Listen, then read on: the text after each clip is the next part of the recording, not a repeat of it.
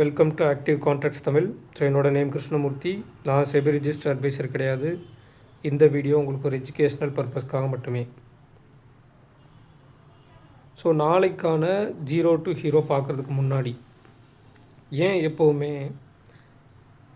ஒரு புதன்கிழமை மார்க்கெட் வந்து இந்த மாதிரி ஒரு ரேஞ்சுக்குள்ளேயோ இல்லை ஒரு சைட்வேஸ்லேயோ இல்லை ஒரு வாலட்டிலிட்டிலையோ ஒரு 100 பாயிண்ட்ஸ்க்குள்ளே ஒரு வாலட்டிலிட்டி கொடுக்குறாங்க, இந்த மாதிரி ஒரு மொமெண்டம் ஏன் கொடுக்குறாங்க அப்படின்றத தெரிஞ்சுக்கணும்.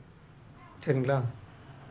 இப்போ என்ன பண்ணியிருக்காங்க, காலையிலேருந்து நம்மளுக்கு ஓப்பனுக்கு கீழே கொஞ்சம் நேரம் ட்ரேட் ஆகிட்டு அடுத்து ஓப்பனுக்கு மேலே போயிட்டு அகெயின் கீழே வந்து நம்மளுக்கு ஆல்மோஸ்ட் 630 619 தான் க்ளோஸ் வச்சுருக்காங்க. அப்போ ஓப்பன் ஆன இடத்துக்கு நியர்பை கொஞ்சம் மேலே, அவ்வளோதான். சரிங்களா? அப்போ ஏன் இப்படி முடிக்கிறாங்க? ஸோ இப்படி இன்றைக்கி நடந்ததுக்கு என்ன காரணம் அப்படின்றதையும் பார்ப்போம். அதாவது வெட்னஸ்டே அப்படின்றது எக்ஸ்பைரிக்கு முந்தைய நாள் ஃபஸ்ட்டு விஷயம். ஸோ அந்த முந்தைய நாள் இந்த மாதிரி ஒரு வாலட்டிலிட்டி மேலேயும் கீழேயும் நம்மளுக்கு கொஞ்சம் கூட குறைய ஒரு ரேஞ்சுக்குள்ளே அகைன் கொடுத்தா தான் நெக்ஸ்ட்டு டே, அதாவது எக்ஸ்பைரி டேக்கு உண்டான வால்யூம் நம்பர் ஆஃப் கான்ட்ராக்ட்ஸை வந்து இன்க்ரீஸ் பண்ண முடியும். அண்ட் வேல்யூ அந்த டைம் டிகே ஆகிறதுக்கு உண்டான செல்லர்ஸ் உள்ளே வர முடியும். ஏன்னா நம்பர் ஆஃப் கான்ட்ராக்ட்ஸ் வந்து எந்தெந்த ஸ்ட்ரைக் ப்ரைஸ் அவங்களுக்கு மேக்ஸிமம் ஜீரோ பண்ணணும், ஆர்எல்ஸ் அதில் நிறைய நம்பர் ஆஃப் கான்ட்ராக்ட்ஸை வந்து உள்ளே கொண்டு வரணும்னு நினைக்கிறாங்களோ அது எல்லாத்துக்குமே நியர்பை நம்மளுக்கு மொமெண்டம் கொடுத்து என்ன பண்ணுவாங்க, அதை வந்து நிறைய கான்ட்ராக்ட்ஸை வந்து செல் பண்ணுவாங்க. ஸோ அதுக்கு நியர்பை மார்க்கெட் போகும்போது அங்கே பையர்ஸ் நிறைய பேர் வந்து பை பண்ணதும் இவங்களும் ஈக்குவலண்ட்டாக செல் பண்ணுவாங்க. அப்போ நம்பர் ஆஃப் கான்ட்ராக்ட்ஸ் அந்த இடத்துல அதிகமாக நடக்கும். அண்டு வால்யூம் அப்படின்றது பில்ட் ஆகும், வேல்யூ அப்படின்றதும் அந்த இடத்துல செல்லிங் பாயிண்ட் ஆஃப் வியூவில் பில்ட் ஆகும். ஸோ இன்றைக்கி பார்த்துட்டிங்க அப்படின்னா காலையிலேருந்து நம்மளுக்கு மார்க்கெட் வந்து ஓப்பனுக்கு கீழே அண்ட் ஃப்யூச்சர் எடுத்துட்டிங்க அப்படின்னா ஃப்யூச்சர் வந்து ஆல்மோஸ்ட் ஓப்பனுக்கு மேலே, இவ்வளோதான் விஷயமே ஃபஸ்ட்டு விஷயம். ஸோ ஃப்யூச்சர் ஓப்பனுக்கு மேலே இருந்து ஸ்பாட் ஓப்பனுக்கு கீழே இருந்தாலும், ஸோ ஸ்பாட் ஓப்பனுக்கு கீழே இருக்கும்போது இங்கே என்ன நடக்குதுன்னா மல்டிபிள் ஸ்ட்ராங்கிள் புட் ஆப்ஷன், யாரெல்லாம் அதை கவனிச்சிங்க அப்படின்றத கமெண்ட்டில் சொல்லுங்கள். மல்டிபிள் ஸ்ட்ராங்கிள் புட் ஆப்ஷன் அமைஞ்சு மார்க்கெட் வந்து என்ன ஆகுறாங்க, ஓப்பனுக்கு கீழே நிற்கிறாங்க ஸ்பாட்டு. ஆனால் ஃப்யூச்சர் வந்து ஓப்பனுக்கு கீழே வரல. சரிங்களா? அப்போ எந்த ரேஞ்ச் வரைக்கும் மல்டிபிள் ஸ்ட்ராங்கிள் புட் ஆப்ஷன் அமையுதோ அது வரைக்கும் ஃப்யூச்சரும் ஓப்பனுக்கு கீழே இருந்தால் வந்திருக்கணும். அப்போ ஃப்யூச்சர் என்ன பண்ணுறாங்க, ஓப்பனுக்கு மேலேயே தக்க வைக்கிறாங்க. அப்புறம் ஸ்பாட்டு ஓப்பனுக்கு மேலே வந்தாலும் அகெயின் நம்மளால் மேலே போக முடியல இந்த இடம் வரைக்கும். சரிங்களா? இது வரைக்குமே வந்து மேலே போக முடியல. காரணம் அதே மல்டிபிள் ஸ்ட்ராங்கிள் புட் ஆப்ஷன் அப்படியே அமைஞ்சிருக்கனால. ஏன்னா புட் சைடு தான் உங்களுக்கு செல்லிங் இருக்குது, ஆனால் கால் அந்த இடத்துல மேலே போகிறதுக்கான வாய்ப்புகள் அந்த இடத்துல அமையலை.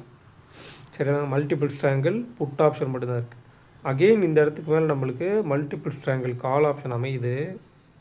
ஆனால் ஏன் மேலே போகலை அப்படின்னு எடுத்துட்டிங்க அப்படின்னா ஆல்மோஸ்ட் இந்த லோவில் இருந்து இல்லையா, இந்த லோவிலேருந்து கால் ஆப்ஷனுக்கு கொடுக்கப்பட்ட ப்ரீமியம் கொடுத்தாச்சு. ஸோ அகெயின் மறுபடியும் மேலே போகிறதுக்கான வாய்ப்புகள் கம்மி. ஐடிஎம் டு ஓடிஎம் பர்சன்டேஜஸ் வந்து கம்மியாக இருக்கிறனால, சரிங்களா, அது பர்சன்டேஜஸ் அதிகமாக இருந்தால் தான் என்ன பண்ணுவாங்க, மேலே ஃபர்தராக மொமெண்டம் எடுத்துகிட்டு போவாங்க. இந்த மாதிரி விஷயம் நிறைய விஷயங்கள் இருக்குது.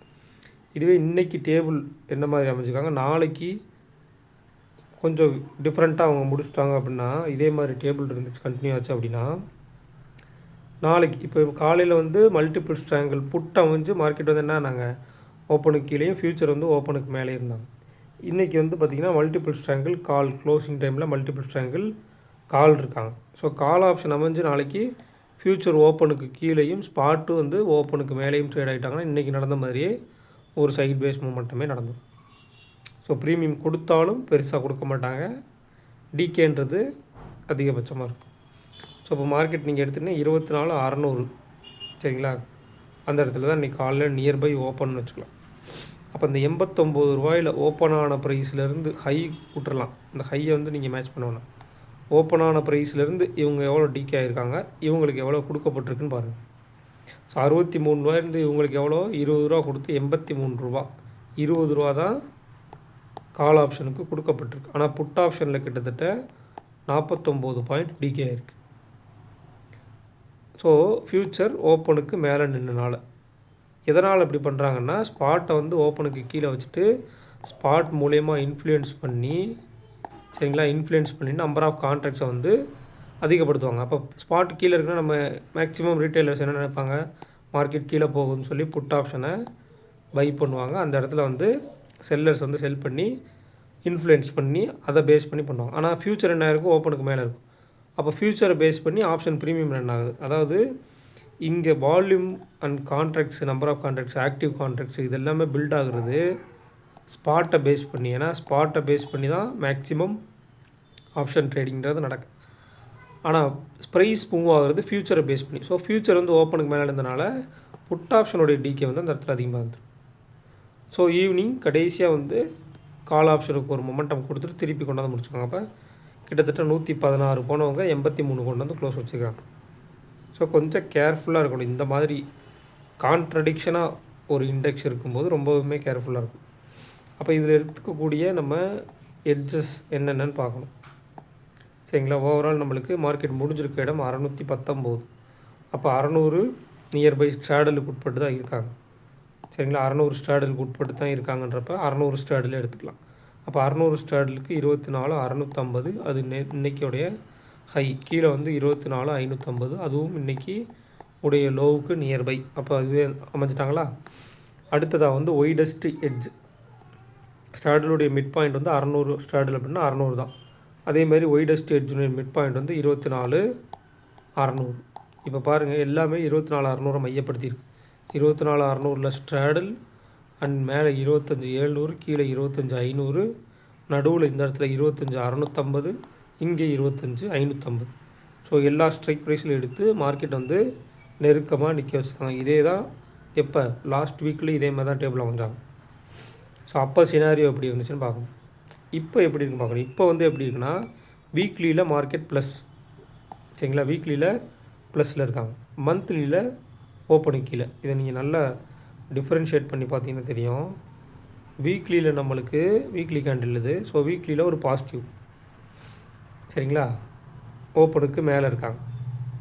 மந்த்லியில் நெகட்டிவ், ஓப்பனுக்கு கீழே இருக்காங்க. ஆனால் டெய்லியில் வந்து என்ன பண்ணியிருக்காங்க அப்படின்னு கேட்டிங்கன்னா வாரத்தின் முதல் நாள் வந்து போன வாரத்தின் கடைசி நாளை விட 200 பாயிண்ட் ப்ளஸில் முடித்து அடுத்த நாள் 100 பாயிண்ட் மைனஸில் முடித்து மறுபடியும் இப்போ 130 பாயிண்ட் ப்ளஸில் முடிச்சிருக்காங்க. ஆனால் அதில் நீங்கள் கவனிக்கப்பட வேண்டிய விஷயம் எஸ்டர்டே ஹைக்கு மேலே முடிக்கலை. பாசிட்டிவாக முடித்தாலும் எஸ்டர்டே ஹைக்கு மேலே எப்போ முடிக்கிறாங்களோ அதுதான் வந்து ஒரு அப் ட்ரெண்டுக்கான அடுத்த நாளைக்கான ஒரு அப் ட்ரெண்டுக்கான ஒரு இதாக இருக்கும். ஒரு ஓப்பனுக்கு மேற்பட்டு ஓப்பனுக்கு மேலே எஸ்டர்டே ஹைக்கு மேலேன்னு சொல்லி முடிக்கணும். சரிங்களா? அந்த மாதிரி முடிச்சுருந்தோம். அப்போ இன்சைடாக தான் முடிச்சுக்கிறாங்க எஸ்டர்டே ஹை அண்ட் லோக்கு. அப்போ இன்றைக்குமே நம்மளுக்கு ரேஞ்ச் ரொம்ப ரொம்ப கம்மி. ஸோ இதை பேஸ் பண்ணி ஸ்ட்ராடலுடைய லெவல்ஸ்னு எடுத்துட்டிங்க அப்படின்னா 24,600 ப்ளஸ் 83, 24,683 அப்படின்றது நம்மளுக்கு ஷார்ட் ரேஞ்சுடைய டாப் 24,683. அடுத்ததாக வந்து ஷார்ட் எட்ஜுடைய மிட் பாயிண்ட், அதாவது 600 ப்ளஸ் 700 எடுத்துட்டிங்கன்னா கூட நியர்பை 24,650 அப்படின்றது ஒரு ஷார்ட் எட்ஜோட மிட் பாயிண்ட். ஒயிட் எட்ஜோட மிட் பாயிண்ட் 24,600. ஸோ ஷார்ட் எட்ஜோட பாட்டம், ஷார்ட் ரேஞ்சோட பாட்டம் வந்து 24,560. ஸோ அந்த 80 ப்ளஸ் 40, 83 ப்ளஸ் 40 எடுத்திங்கன்னா 123. அப்போ 24,723. இந்த இடத்துல போய் எடுத்திங்கன்னா 24,734 அப்படின்றது மந்த்லி ஓப்பன். ஓகேங்களா? அடுத்ததான் இந்த இடத்துல 123 மைனஸ் பண்ணோம் அப்படின்னா கிட்டத்தட்ட 24,487 சம்திங் வரும். ஓகேங்களா? சாரி 477 சம்திங் வரும். ஸோ இந்த இடத்துல இது வந்து ஒயிட் ரேஞ்சோட பாட்டம். ஸோ இந்த மாதிரி லெவல்ஸில் இருக்கும்போது நாளைக்கு மார்க்கெட் எந்த மாதிரி இருக்காங்க அப்படின்றத இம்ப்ளைடு வாலட்டிலிட்டி மூலியமாகவும் கவனிக்கணும். இம்ப்ளைடு வாலட்டிலிட்டி மார்னிங்கே கொஞ்சம் ட்ராப் அவுட் ஆகி அகெயின் கொஞ்சம் ஒரு இம்பேலன்ஸ்டாக அமைஞ்சிருச்சு, அகெயின் மேலே கொடுக்குறாங்க, இம்ப்ளைடு வாலட்டிலிட்டி அதிகப்படுத்தி ஒரு ரேஞ்ச் எக்ஸ்டென்ஷன் நடக்குது அப்படின்னா இதே சைடு மார்க்கெட் வந்து மூவ்மெண்ட் ஆகிறதுக்கு வாய்ப்பு இருக்குது. அல்லது இந்த 24,650 கீழே 600 அண்ட் 24,550 இன்றைக்கி இருந்த மாதிரி எஸ்டர்டே ஹைக்கு மேலே போயிட்டு ஒரு ட்ராப்பு இல்லை கீழே போயிட்டு ஒரு ட்ராப்புன்னு இருக்க போகிறாங்களாம் பார்க்கணும். ஸோ 0 to ஹீரோ வந்து ஒரு 1:30 மணிக்கு உள்ள எதுவுமே நடக்கலை அப்படின்ற பட்சத்தில் 1:30 மணிக்கு மேலே வந்து நெக்ஸ்ட் வீக் கான்ட்ராக்டில் இம்ப்ளைடு வாலட்டிலிட்டி எந்த மாதிரி இருக்குன்னு பாருங்கள். சரிங்களா? அதை வந்து காலையிலேருந்தே நோட் பண்ணிட்டே வாங்க. ஸோ நெக்ஸ்ட் வீக் கான்ட்ராக்ட்லேயும் காலையிலேருந்தே அந்த 1:30 மணிக்கு மேலே அகைன் அவங்களும் ட்ராப் அவுட் பண்ணி இம்ப்ளிட் வாலட்டிலிட்டி குறைஞ்சதாக இருக்குது அப்படின்னா எய்தர் சைட் பிரேக் அவுட் நடக்காமல் பெரிய மொமெண்டம் அப்படின்றது இருக்காது, அல்லது ஃபேக் அவுட் போயிட்டு கட் பண்ணுற மாதிரி கட் பண்ணிட்டு திருப்பி உள்ளே வராமல் 0 to ஹீரோன்றது நடக்காது. அதே மாதிரி கிட்டத்தட்ட ஒரு 12 மணிக்கு மேலே இருந்து டேபிளை வாட்ச் பண்ணுங்கள். ஒரு ஹைக்கு நியர்பை இல்லை லோவுக்கு நியர்பை இருக்கும்போது டேபிளை வந்து வாட்ச் பண்ணி டேபிளுடைய மிட் பாயிண்ட் எது, டேபிள் வந்து எந்த இடத்துல இருக்காங்க அப்படின்றத வந்து கண்டுபிடிக்கணும். 2-2:30 மேலெலாம் போனீங்கன்னா 0 to ஹீரோ முடிஞ்சதுக்கப்புறம் அடுத்த நாள் அடுத்த வீக் கான்ட்ராக்டுக்கான செட்டிங்கில் உள்ள அக்குமுலேட் பண்ண ஆரம்பிக்கும்போது ஸோ அது மாறுபடும். அப்போ ஒரு 12 to 2க்குள்ளே இருக்கிற டேபிள் எங்கே, டேபிளுடைய மிட் பாயிண்ட் எங்கே இருக்குது, மிட் பாயிண்ட்டுக்கு மேலே இருக்காங்களா இல்லை கீழே இருக்காங்களா, மிட் பாயிண்ட்டை விட்டு எந்தெந்த ஸ்ட்ரைக் ப்ரைஸ்லாம் தள்ளி இருக்காங்க அப்படின்றத பார்க்கணும். ஸோ இவங்களுக்கு சப்போர்ட்டிவ் இண்டெக்ஸாக வந்து பேங்க் நிஃப்டி அதாவது நிஃப்டியில் ஸ்பாட் ஓப்பனுக்கு மேலே வந்தும் கூட ஃப்யூச்சரும் ஓப்பனுக்கு மேலே வந்தும் கூட மேலே போகாததுக்கு காரணம் பேங்க் நிஃப்டி வந்து ஒரு ஓப்பன் ஆனதுமே ஓப்பனுக்கு கீழே ஒரு டவுன் கொடுத்தாங்க. நம்ம சொல்லியிருந்தோம் நேற்று நம்ம 55,000 to 55,250, 55,500 மிட்டில் வந்து நம்மளுக்கு 55,250. இன்றைக்கி பார்த்தீங்கன்னா கரெக்டாக அந்த 250க்கு மேலே வந்து மார்க்கெட் சஸ்டெயின் ஆகலை, ஓப்பனும் அதுக்கு மேலே வச்சனால கீழேயும் போகணும், கீழே 55,000க்கும் கீழேயும் போகாமல் அதுக்குள்ளேயே உட்பட்டு முடிச்சுக்கிறாங்க. சரிங்களா, இதுதான் அந்த ப்ரீவியஸ் க்ளோஸ்க்கும் கீழே போகாமல். ஸோ இவங்களுமே ஒரு சப்போர்ட்டிவ் இண்டெக்ஸாக இருந்து இவங்களும் ஒரு முக பயணமாக போகலை, ஒரு சைட்வேஸ்க்குள்ளே ஒரு ரேஞ்சுக்குள்ளே தான் இருக்காங்க அப்படின்னா அங்கே நம்மளுக்கு நிஃப்டியும் மூவ்மெண்ட் ஆகிறது கஷ்டம். ஸோ இவங்க எந்த மாதிரி மொமெண்டம் கொடுக்குறாங்கன்னு பார்க்கணும். இப்போ ஓவரால் இவங்க வந்து 55,181, இப்போ 55,200 ஸ்ட்ராடல், கீழே வந்து 55,000 போட்டு மேலே வந்து 55,500 கால் ஆப்ஷன் இருக்காங்க. ஸோ மிட்டில் வந்து இவங்கள ஸ்ட்ராடல் பண்ணி வச்சுருக்காங்க. அப்போ இவங்களுடைய லோ பேசிஸ்லேயும் ப்ரீவியஸ் க்ளோஸ் பேசிஸ்லேயும் ஒரு லெவல்ஸ் எடுத்து வச்சுக்கோங்க. அதே மாதிரி இந்த எட்ஜாக இருக்கக்கூடிய 55,000 55,500 அவங்களுடைய க்ளோஸ் அண்ட் லோ ஆல்மோஸ்ட் அது சேமாக தான் இருக்குது. க்ளோஸ் பேசிஸ்லேயே நீங்கள் எடுத்து வச்சுக்கலாம். ஸோ அந்த வேரியன்ஸ் வர்ற இடத்துல மட்டும் 70 பாயிண்ட் 60 பாயிண்ட்டுக்கு மேலே வேரியன்ஸ் வர்ற இடத்துல மட்டும் நீங்கள் மாற்றி எடுக்கிற மாதிரி இருக்கும். நியர்பை சேமாக இருக்கும் பட்சத்தில் அவங்களே நீங்கள் எடுத்துக்கலாம். ஏன்னா நியர்பை ஒரு 10-20 பாயிண்ட் தானா அந்த லெவலுக்குள்ளேயே ரியாக்ட் பண்ணுறதுக்கு வாய்ப்பு இருக்குது. இப்போ 55,200 புட் ஆப்ஷன் இருக்காங்கன்னா புட் ஆப்ஷனுக்கு கூட லோவை எடுத்து வச்சு கீழே நீங்கள் எடுத்து வச்சுக்கணும். அல்லது ப்ரீவியஸ் க்ளோஸ்க்கு நியர்பை அப்போ 370 + 397 அப்படின்னா நியர்பை 20 பாயிண்ட் தான். அப்போ நீங்கள் க்ளோசிங் ப்ரைஸை வச்சே எடுத்துக்கலாம். அப்போ இவங்களுடைய இம்பைடு வாலட்டிலிட்டி ரொம்ப முக்கியம் நாளைக்கு நிஃப்டிக்கு 0 to ஹீரோ அமைகிறதுக்கு. சரிங்களா, ரெண்டு சைடுமே இவங்களும் என்ன இருக்காங்க இன்றைக்கி ஓவரால் நேற்று 2 பேருமே ஈவனாக இருந்தாங்களா சைட் பேஸ்க்கு சான்சஸ் அப்படின்னா அதே மாதிரி கால் ஆப்ஷனுக்கும் புட் ஆப்ஷனுக்கும் ஈவனாக அமைஞ்சு இங்கே சைட் பேஸ் ரேஞ்சு தான் ஃபிக்ஸ் ஆகிருக்கு. ஸோ கொஞ்சம் கேர்ஃபுல்லாக ஹேண்டில் பண்ணணும். 0 to ஹீரோன்ற ஒரு விஷயம் வந்து நிறைய பேர் பணத்தை இழக்கிறதும் கேபிட்டலில் வந்து வைப் அவுட் ஆகுறதும் இந்த மாதிரி டேஸில் தான். ஸோ கேர்ஃபுல்லாக ஹேண்டில் பண்ணணும்.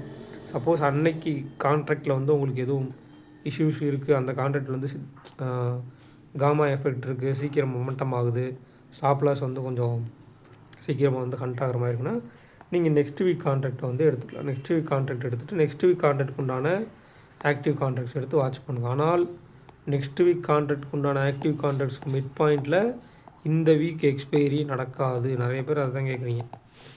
சரிங்களா, எக்ஸ்பைரி இந்த வீக்குக்கு உண்டான டேபிளில் படி தான் இருக்கும், நெக்ஸ்ட் வீக் உண்டான டேபிள் படி இருக்காது. நெக்ஸ்ட் வீக் டேபிள் வந்து ரேஞ்ச் இன்னும் கொஞ்சம் வைடராக இருக்கும்.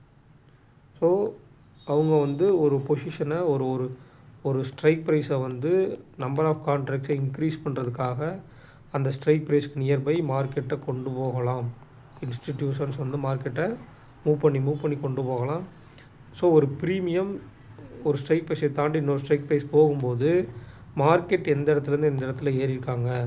ஸோ மினிமம் ஒரு 100 பாயிண்ட்ஸாவது லோ டு ஹை வந்துருச்சு அப்படின்னா ஒரு லோ டு ஹை 100 பாயிண்ட்ஸ் வரும்போது அங்கே போய் கால் ஆப்ஷனை பை பண்ணுறதும், இல்லை ஹை டு லோ வந்து 100 பாயிண்ட்ஸ் வந்து கீழே தாண்டும் போது போய் புட் ஆப்ஷனை பை பண்ணுறதும் கொஞ்சம் கேர்ஃபுல்லாக இருக்கணும்.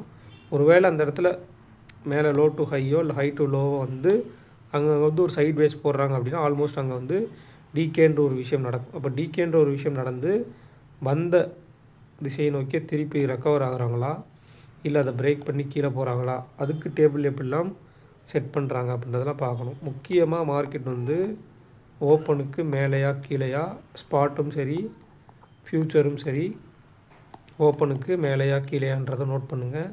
அதே மாதிரி இங்கே ஸ்பாட் அதாவது நிஃப்டி ஸ்பாட் எப்படி இருக்குது, பேங்க் நிஃப்டி ஸ்பாட் எப்படி இருக்குது, நிஃப்டி ஃப்யூச்சர் எப்படி இருக்குது, பேங்க் நிஃப்டி ஃப்யூச்சர் எப்படி இருக்குது, ரெண்டு பேருமே கான்ட்ரடிக்ஷனாக இருப்பாங்க. அது நிறைய தடவை நான் சொல்லியிருக்கேன். அதாவது நிஃப்டியில் வந்து ஸ்பாட் வந்து ஓப்பனுக்கு மேலே அப்படின்னா பேங்க் நிஃப்டியில் ஸ்பாட் வந்து ஓப்பனுக்கு கீழே இருப்பாங்க.